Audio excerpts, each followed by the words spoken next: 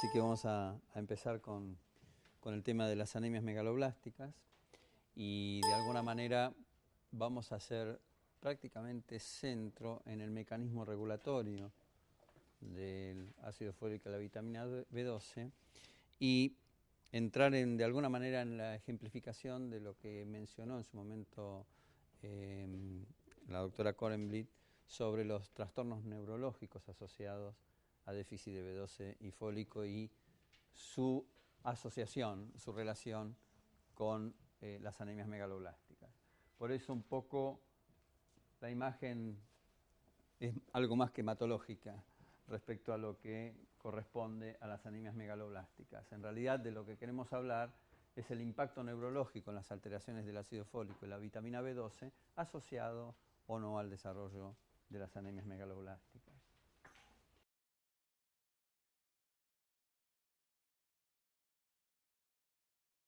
Ya habíamos mencionado lo que es el mapa del hambre en el mundo y de alguna manera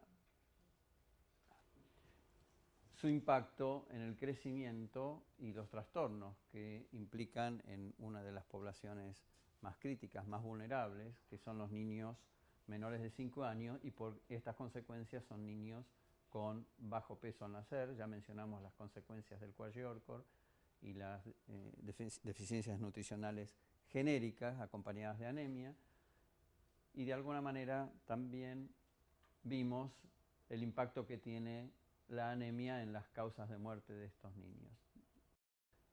Y de alguna manera también vimos el impacto que tiene la anemia en las causas de muerte de estos niños.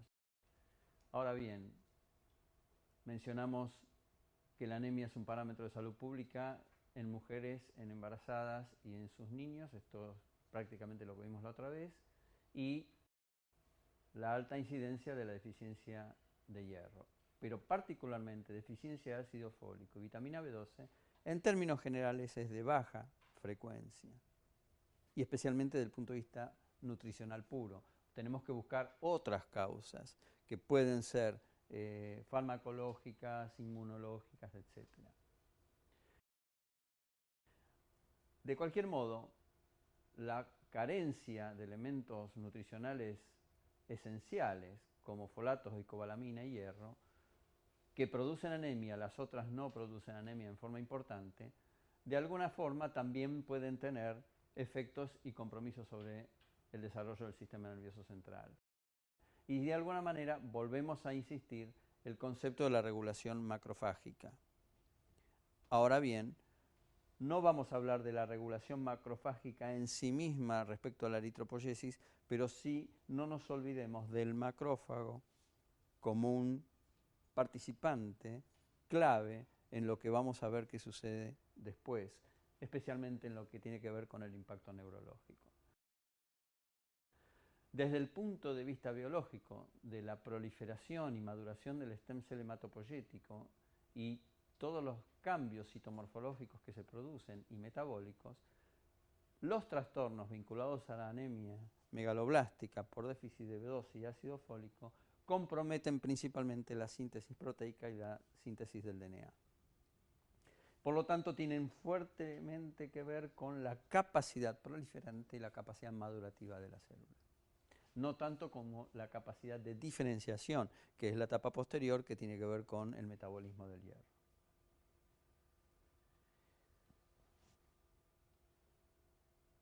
La característica típica de una anemia megaloblástica es que se produce una hiperplasia medular que de alguna manera intenta compensar la anemia que se está produciendo porque la cantidad o masa crítica de glóbulos que van a salir en circulación es mucho menor de lo que debiera suceder en forma normal y como consecuencia de esa hipoxia hay un estímulo sobre la médula.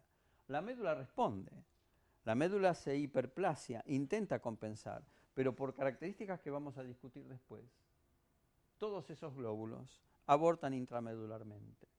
Y este es el concepto de lo que llamamos eritropoyesis ineficaz.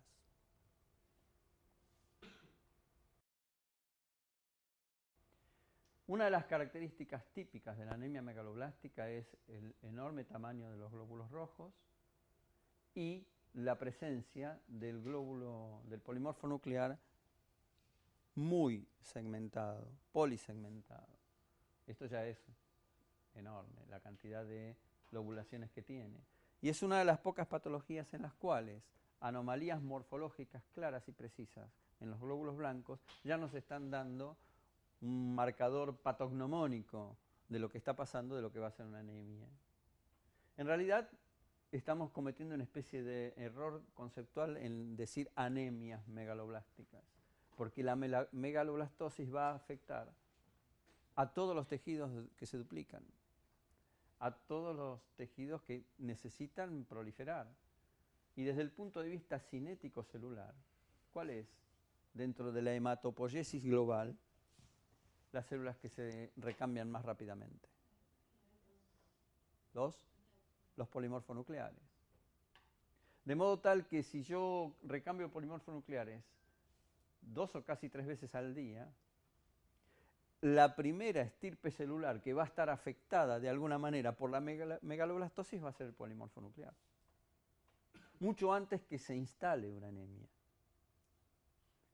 Entonces, después vamos a discutir un algoritmo diagnóstico de si tengo una leucopenia, puede ser el inicio de una aplasia, pero puede ser el inicio de una anemia megaloblástica.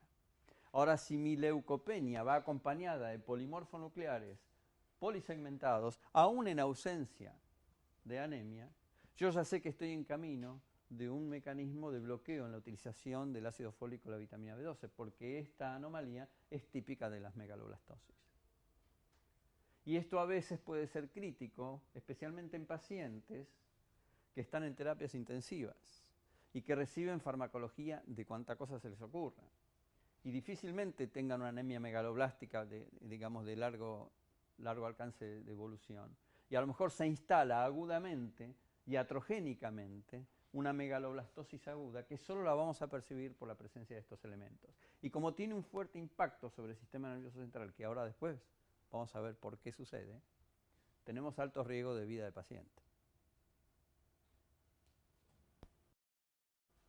Las características de la megaloblastosis son un aumento importante en el volumen corpuscular medio, la presencia de eritroblastos bien azudófilos, megacariocitos aberrantes y los polimorfonucleares polisegmentados, metamilocitos gigantes también. Ahora bien, desde el punto de vista clínico, es muy difícil distinguir si tengo un paciente con una anemia megaloblástica por deficiencia de vitamina B12 o si tengo un paciente con esta anemia por deficiencia de ácido fólico. Y desde el punto de vista morfológico es prácticamente imposible distinguir esta etiología. Esto habla muy a las claras que la deficiencia de ácido fólico o la deficiencia de vitamina B12 deben impactar en un punto común desde el punto de vista metabólico. E históricamente ha sucedido el hecho que podemos tener 4 condiciones de anemia megaloblástica y a un paciente le doy fólico, se curó, tema solucionado. Al otro paciente le doy B12, se curó, tema solucionado. Al tercero le doy B12, no responde, le doy fólico, listo, tema solucionado. Pero al cuarto le di fólico y no solo no se curó, sino que lo maté.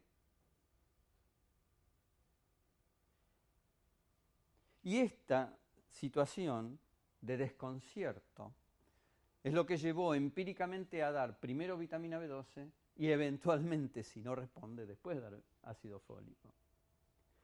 Y entonces, ¿cómo tomamos esa decisión? Cuando ni clínicamente, salvo muy contadas excepciones, ni mucho menos morfológicamente, podemos distinguir si lo que nos falta es B12 o lo que nos falta es ácido fólico. El punto clave entonces radica en este lugar del metabolismo en el cual el folato que viene de la dieta y viene como 5-metil tetrahidrofólico y que biológicamente es absolutamente inútil, no sirve para nada, solo para transferencia, solo para ir de tejido en tejido y ser transportado, tiene que otorgar su grupo monocarbonado a la vitamina B12 para que ésta se la transfiera a la homocisteína y la convierta en metionina y recuperar el fólico biológicamente activo. Por lo tanto, la carencia del folato nutricional o la carencia de la vitamina B12, cualquiera sea las formas, va a impedir la síntesis adecuada de metionina y va a producir un incremento de homocisteína.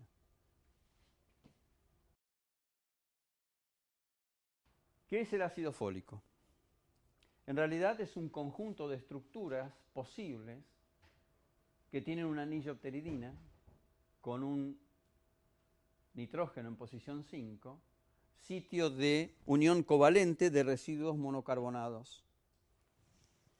Tiene un grupo amino en posición 10, también es un sitio de unión de grupos monocarbonados en un ácido de puente de ácido paraminobenzoico y un residuo de ácido glutámico lateral que puede ser monoglutamato o poliglutamato. En general, intracelularmente se acumulan los poliglutamatos y el ácido 5-metil-tetrahidrofolato es monoglutamato y es el folato de circulación, pero no el que tiene acción biológica sobre los procesos enzimáticos, en el cual el folato forma parte. Pero existen muchos grupos que se pueden metilar en las distintas posiciones, pero este, que tiene doble ligadura, el 5,10-metilene tetrahidrofólico, es una doble ligadura altamente inestable, desesperada por soltarse y entregar el grupo monocarbonado. Y quizás cuando ahora vamos a ver el mapa metabólico, nos vamos a encontrar que es un punto de división de rutas metabólicas y es un punto de decisión hacia dónde va a ir ese grupo monocarbonado.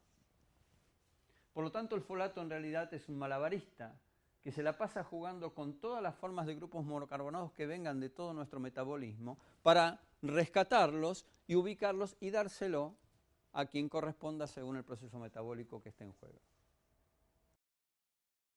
Su compañera de la película es la vitamina B12 o cobalamina, que como ven tiene cobalto y es la única forma que la naturaleza nos permite tener cobalto en nuestro organismo. En esta condición el cobalto no es tóxico, sino que es biológicamente activo. Tiene capacidad de generar uniones iónicas o uniones covalentes. Fíjense que tiene como anillos semejantes al de la hemoglobina.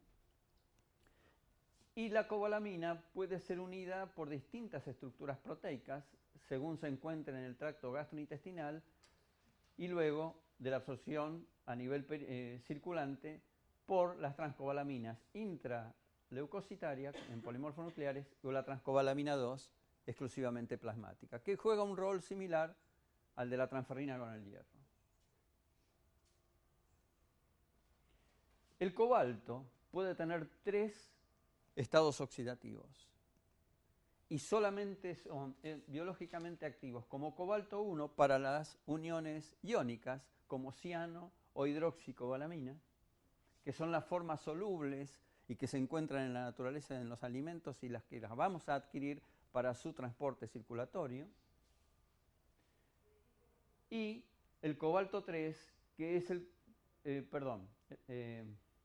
cobalto 3 es el que es ciano hidroxi y el cobalto 1 es el que queda reducido intracelularmente para las uniones covalentes. Lo repito porque si no nos vamos a confundir. Circulante cobalto 3, intracelular cobalto 1.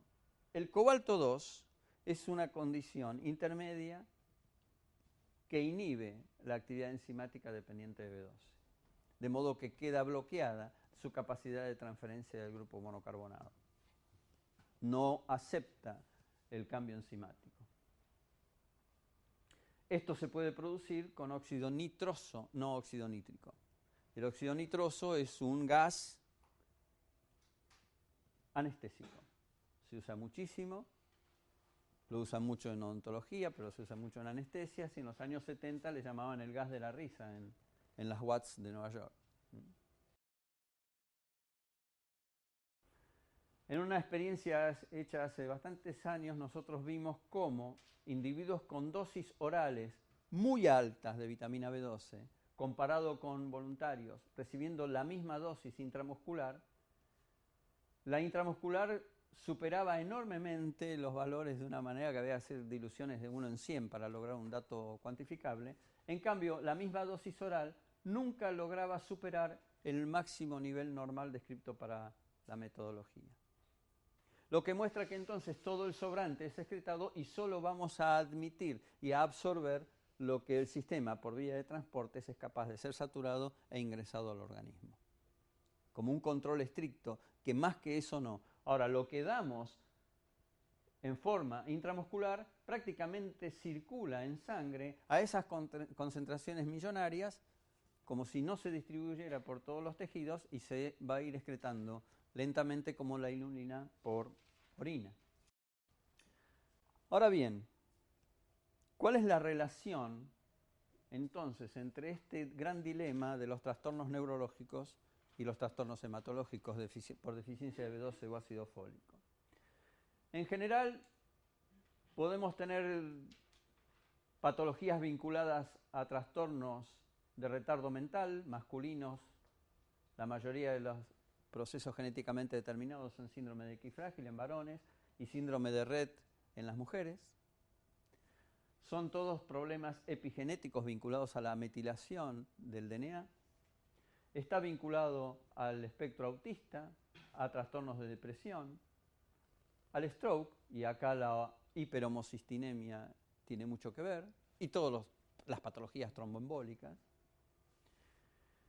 Está vinculado a demencias y está vinculado a neuropatías, principalmente por desmielinización, tanto central como periférica, y a epilepsias y esquizofrenias, y a veces las dos están vinculadas unas con las otras. La homocisteína ya de por sí es el centro de acción de muchas patologías de todos estos sistemas, de modo que ya tan solo por la hiperhomocistinemia, ya ahí estamos abriendo un espectro gigantesco de complicaciones y comorbilidades que acompañan a los trastornos en la vitamina B12 y ácido fólico. Ahora bien, tenemos un paciente con anemia y particularmente se constata es una anemia megaloblástica. ¿Qué hace el hematólogo? La trata con B12, con fólico. Después discutimos qué es lo correcto, qué viene primero. Pero muchas veces sucede que ese tratamiento va a traer algún tipo de complicación. Y tenemos un paciente con trastornos neurológicos que obviamente va a ir a consultar al neurólogo o al psiquiatra, según lo que corresponda. Y ese médico le va a dar la medicación correspondiente, o anticonvulsivantes, o antipsicóticos, antidepresivos, etc. Fantástico. El problema es que muchas veces la mejoría hematológica empeora lo neurológico y la mejoría neurológica empeora la hematológica. Y ahí se empiezan a pelear entre los especialistas, ¿no? Las evidencias de esta situación confusa arrancó en los años 50, cuando todavía no había vitamina B12 sintetizada. Sí había ácido fólico para dar como tratamiento. Y en aquel momento estas primeras experiencias mostraron que a todos los pacientes con anemias megaloblásticas se le dio una fortificación con ácido fólico. Algunos respondieron, otros no respondieron, algunos empeoraron neurológicamente, algunos incluso se murieron, de todo pasó. Pero básicamente podemos tener una combinación de respuestas adversas a lo que estábamos buscando. Desde el punto de vista clínico, prácticamente la mayoría de las patologías neurológicas por deficiencia de B12 o deficiencia de ácido fólico no tienen gran diferencia, con excepción, puntualmente, de la desmielinización del cordón espinal posterior, que es muy típico de la deficiencia de vitamina B12. Esa condición llevó entonces a desarrollar un experimento, y antes del experimento vamos a recordar que el ácido fólico se acumula 3 veces más en líquido cefalorraquídeo que en plasma. Y se acumula 100 veces más adentro de los glóbulos rojos que en plasma. De modo que si van a dosar folatos en suero, mejor que no esté hemolizado.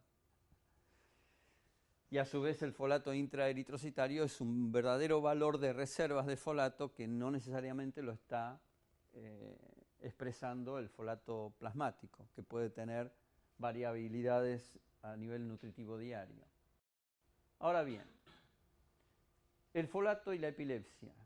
Las drogas anticonvulsivantes inducen deficiencia de ácido fólico y anemia megaloblástica.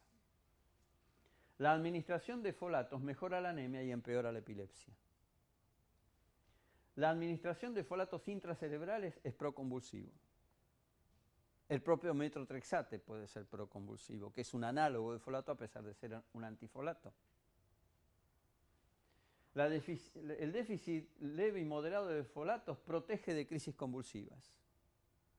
No hablo de déficits muy severos, que ya es otra circunstancia. Y el déficit severo, bueno, se asocia a cuadros convulsivos. En ese contexto hicimos una experiencia que fue motivo de mi tesis, hace ya largos años, donde estuvimos estudiando lactantes a los que se les hacía punción lumbar por descartar distintas patologías. Los que no tenían nada, y le bajo la sospecha, se los consideró sanos, y la relación folatos líquidos cefalorraquidioplasma respetaba el 3:1 que habíamos mencionado antes. También lo hicimos en niños con convulsiones febriles, que por las dudas que pudieran estar infectados se hacía la punción, no tenían infección, no tenían nada. El folato post-crisis inmediata en líquido cefalorraquídeo estaba significativamente bajo respecto a los normales, sin cambios significativos en el folato plasmático. Y los niños con leucemias linfoblásticas, a los cuales se los punza para ver que no haya una infiltración leucémica en sus aracnoides, teníamos folatos bajos, tan iguales como los poconvulsivos, con folatos bajos plasmáticos, pero esos chicos espontáneamente no tenían crisis convulsivas. Entonces fuimos al dato experimental y tuvimos ratones controles donde el folato total cerebral era mucho más elevado que el folato hepático. En los animales que se les indujo crisis convulsivas con pentilentretrazol, cayó significativamente el folato cerebral sin modificarse el folato hepático. Y en los animales ratones leucémicos, porque se pueden provocar, existe un virus de la leucemia murina que genera un crecimiento del vaso gigantesco. Esos animales tenían déficit de folatos por consumo, por su propia neoplasia, con folatos también bajo hepáticos, y espontáneamente, por supuesto, tampoco tenían crisis. Pero cuando le quisimos provocar las crisis con pentilentretrazol, la duración de la crisis fue mucho más corta que los otros, y el tiempo que hizo falta hasta que aparecieron las crisis fue mucho más largo, es decir, la llamada latencia. Es decir, que de alguna manera el déficit de folato estaba como protegiendo del proceso convulsivo en sí mismo. Como conclusión de todo este trabajo, la carencia o la caída de los niveles de folatos es por un consumo que el fenómeno epiléptico provoca de los ácidos probablemente glutámicos que el ácido fólico está proveyendo. Agotado ese ácido glutámico, se acaba la excitotoxicidad y se acaba la crisis. Bueno, ¿cómo entonces podemos entender este fenómeno que tenía tan confundido a hematólogos y neurólogos y qué dar primero en el tratamiento? Desde el punto de vista metabólico, podemos decir que existe una transferencia del grupo monocarbonado a la B12, la B12 se la da a la homocisteína, que la convierte en metionina, y este se convierte en S-adenosilmetionina, que es el gran transferidor de grupos monocarbonados de prácticamente toda la economía de nuestro organismo. Nosotros acá podemos definir entonces un área de producción de grupos monocarbonados disponibles, un área de recuperación del metabolismo, y acá nuestro gran malabarista tomando esos grupos monocarbonados que vuelven a aparecer para entregarlos a quien corresponda, principalmente a partir de este 5,10 metilente heterofólico que decide la ruta de volver para allí o de seguir hacia la síntesis del DNA por vía de la dihidrofolato reductasa. Por lo tanto, tendremos lo que llamamos el área de consumo, de gran consumo, que es la de los tejidos proliferantes. Porque todo lo demás es un equilibrio permanente metabólico, pero el otro es el de gran consumo, síntesis del DNA, para convertir uridina en timina y para la síntesis proteica a partir de la metionina, que se debe convertir de la homocisteína a metionina. ¿Cómo hace el sistema para coordinar simultáneamente el freno de la síntesis proteica y la proliferación celular y por qué lo hace?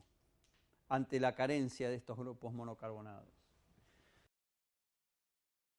En primer lugar, tenemos que decir que el código genético es promiscuo. Es decir, que tenemos más de un codón para recuperar un aminoácido. Y si tenemos error en algún momento de copia, por casualidad ese error de copia genera un codón alternativo, el aminoácido que se termina colocando es el correcto y nos salvamos del error. El único caso en que no podemos hacer eso es la metionina, que es el paso limitante. No hay opciones. De modo que toda la pelea por la duplicación del DNA va a estar dada por la correcta presencia en cantidad y forma de metioninas, no solo para la síntesis proteica en sí mismo, sino para la señal de la síntesis proteica. Ya no para incorporar la metionina en la cadena polipeptídica, sino como lo que sería las señales de inicio, AUG para los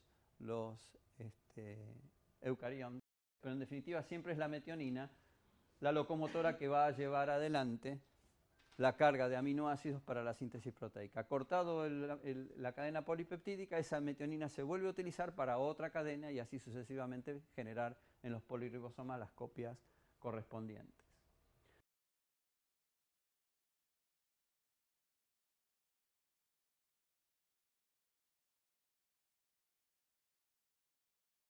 Entonces, en un excelente trabajo en el año 81, en Lancet, de Scott y Weil, mantuvieron a estos animales. ¿Saben por qué el folato se llama folato? Porque están las folias verdes, en las verduras frescas. Estos animales, que son básicamente vegetarianos en su manera de comer, también algo de carne comen, especialmente el líder de la manada. Entonces hicieron un tratamiento con óxido nitroso en unas jaulas con campanas para mantenerlos en esa atmósfera y fueron generando por bloqueo de la B12 la degeneración combinada del cordón espinal posterior con desmineralización progresiva y con la letargia y la muerte de los animales. Excepto aquellos a los que se les dio metionina. Pero cuando se les quiso mejorar clínicamente dando fólico, se precipitaba ese cuadro de desmineralización, mejorando parcialmente la anemia, pero matando a los animales. ¿Qué era lo que pasaba a veces en estos cuadros que habíamos mencionado al principio?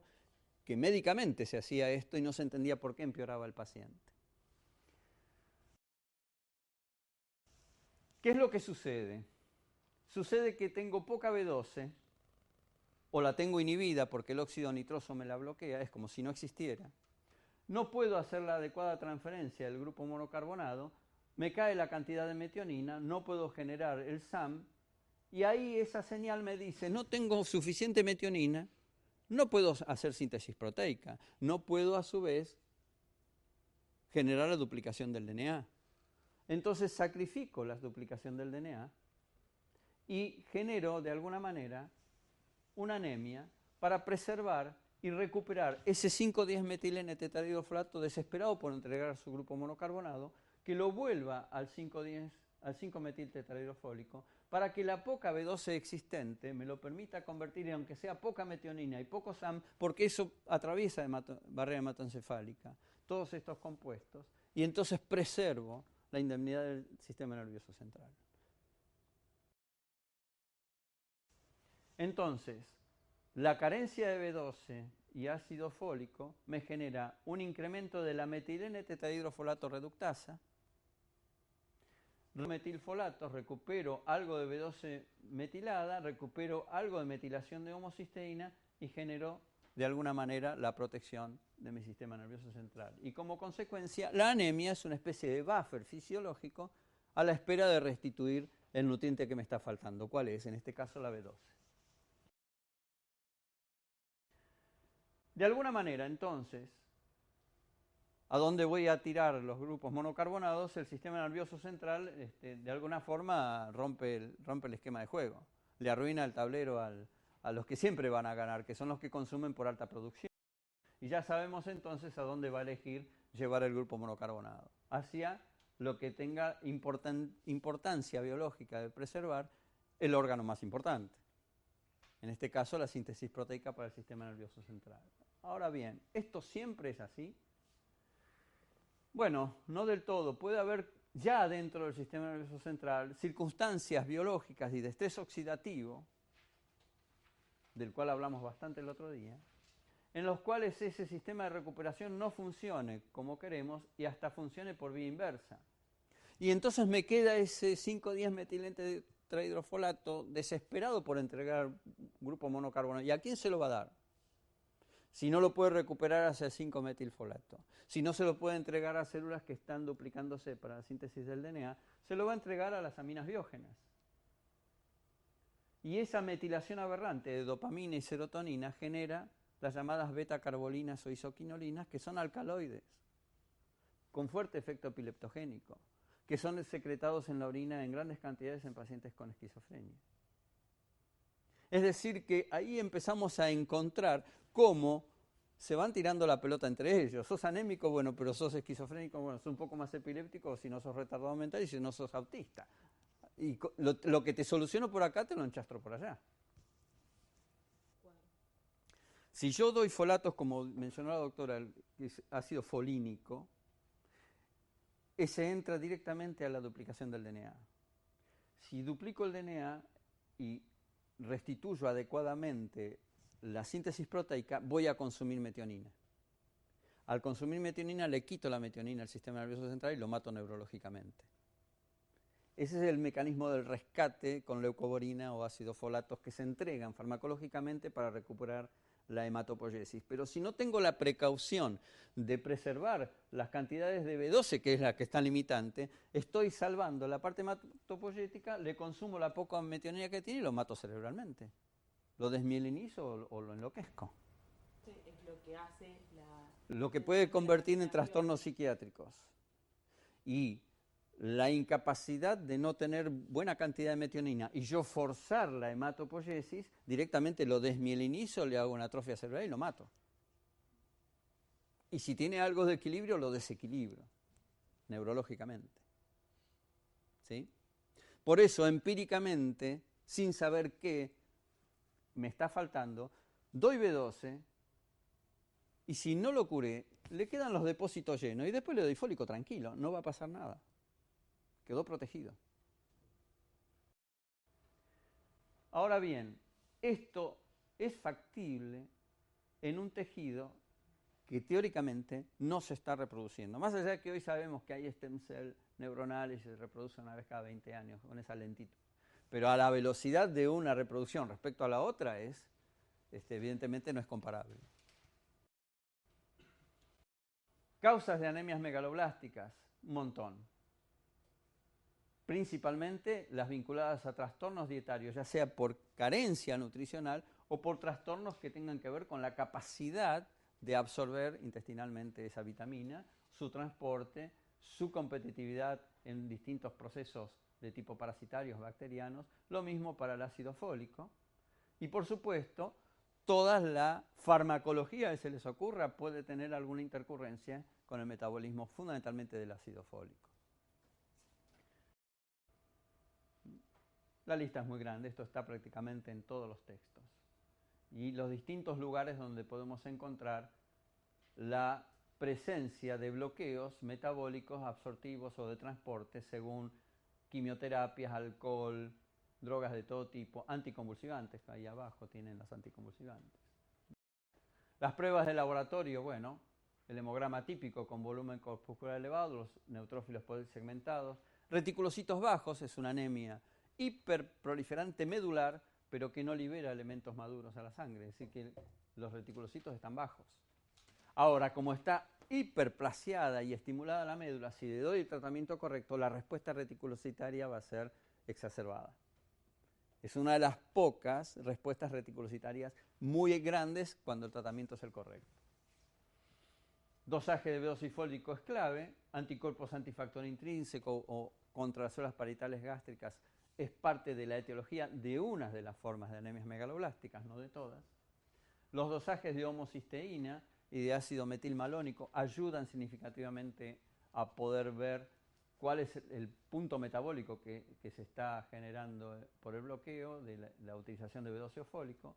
La punción de médula ya es una prueba médica y el test de Schilling, que ya casi no se utiliza, también es una prueba médica, que es la cuantificación de la absorción intestinal de vitamina B12 radioactiva, con o sin agregado de factor intrínseco, para ver la diferencia.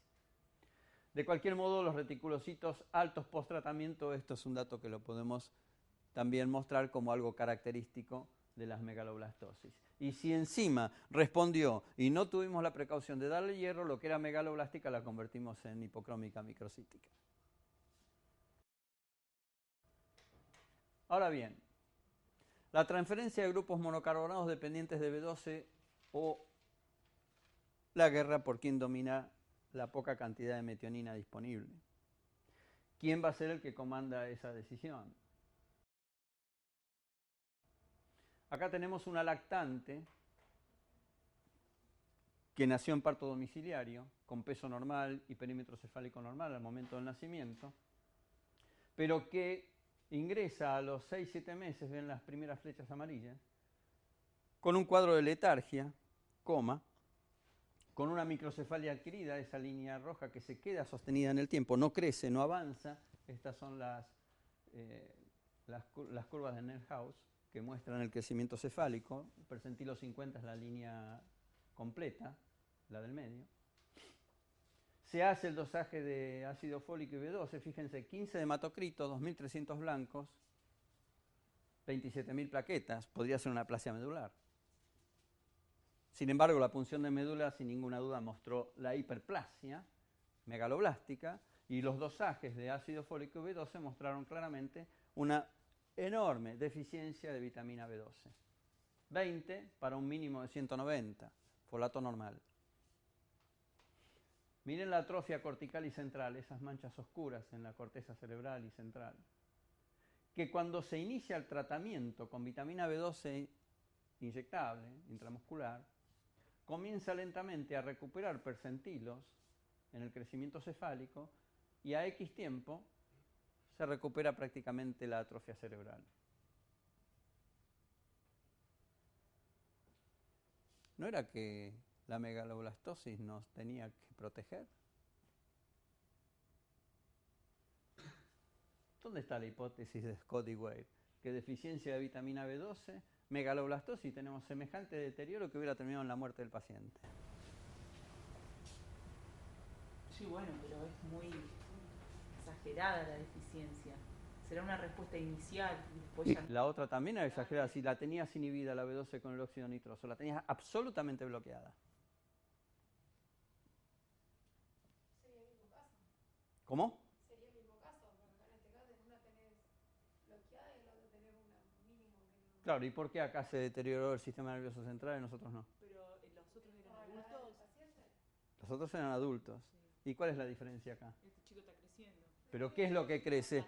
Si cuando nacemos las neuronas se mueren porque están por demás. Pero no tiene depósito de B12. No tiene depósito de La B12. producción de los glóbulos rojos no es la misma en un adulto que en un niño. Recién nacido tiene mucho más glóbulos rojos. No. Pero el aparato, el mecanismo para la producción no es la misma. No, yo quiero que piensen algo distinto. Pará, la mielina, la síntesis de mielina. Todo eso, fantástico. Por eso la desmielinización. Y por eso la falla de crecimiento cefálico. ¿Qué crece en la cabeza si las neuronas no crecen más a esa velocidad? ¿Por qué crece el percentilo tanto? ¿Por qué tiene que subir el crecimiento? ¿Por qué no se quedó con la cabecita original? ¿Qué crece en la cabeza? ¿Qué tipo celular se reproduce después del nacimiento en el sistema nervioso central? La microglía, que son macrófagos. Por eso les volví a decir, acuérdense del macrófago.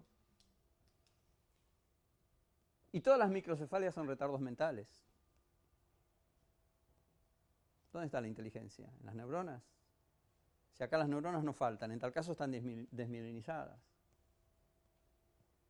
Esta chica, que recibió el adecuado tratamiento, recuperó percentilos y es la primera comunicación a nivel mundial de microcefalias adquiridas reversibles, es porque encontramos la causa. En el HIV, por transmisión vertical, sucede exactamente lo mismo. ¿Qué se infecta con el HIV en el sistema nervioso central? Los macrófagos, la microglía, son CD4. Es el mismo arresto de crecimiento. Le damos AZT a tiempo y se recupera el crecimiento y los percentilos. Y no tenemos retardados mentales con paraparesia y espasticidad.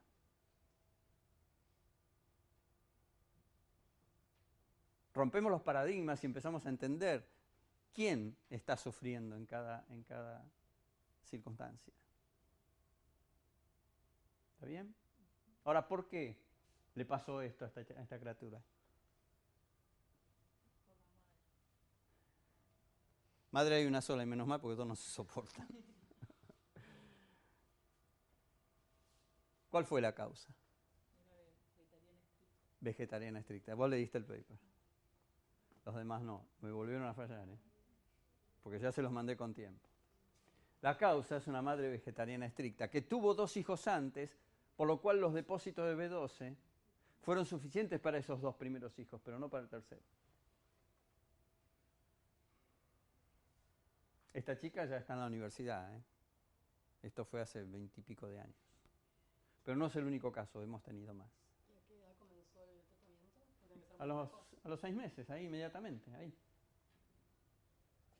Inmediatamente se hizo el diagnóstico del retraso madurativo, de la megaloblastosis, de la deficiencia de B12, se le dio B12 intramuscular y se le dio B12 durante 5 años, porque 5 años tardó en recuperar la velocidad de conducción periférica por electromiografía.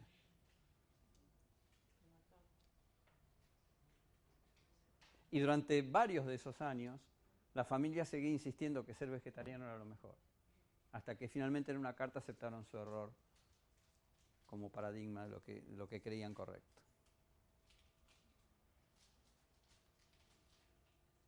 Entonces, la llamada trampa del metilfolato, ese sistema que me dice no se lo doy al sistema hematopoyético y se lo devuelvo al sistema nervioso central para proteger el sistema nervioso central, solo es válido para proteger al sistema nervioso central maduro, pero no a las células que están en etapa de proliferación. Esto sería una megaloblastosis cerebral.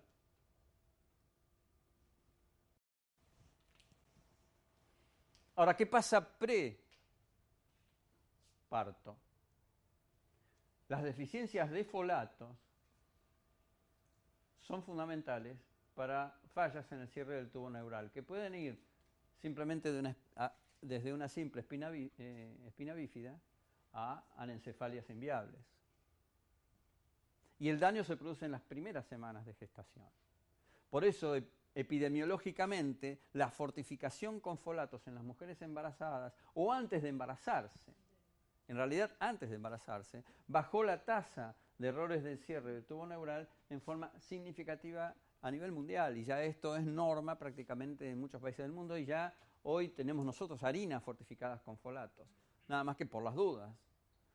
No son grandes cantidades, pero las suficientes para no generar el déficit y estos fallos en cierre del tubo neural.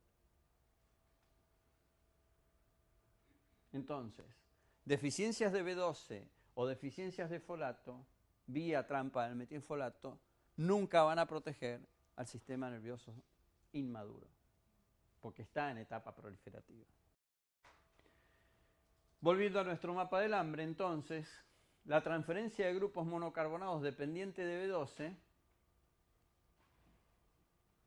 se va a producir, nos guste o no nos guste, interespecie.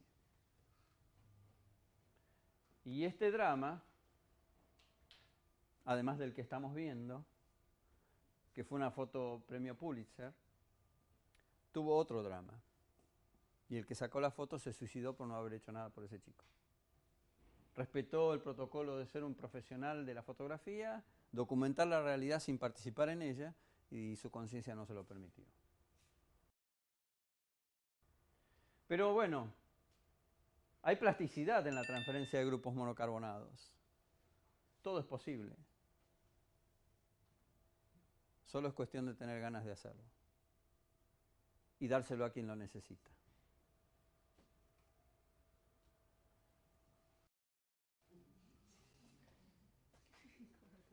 Capisce?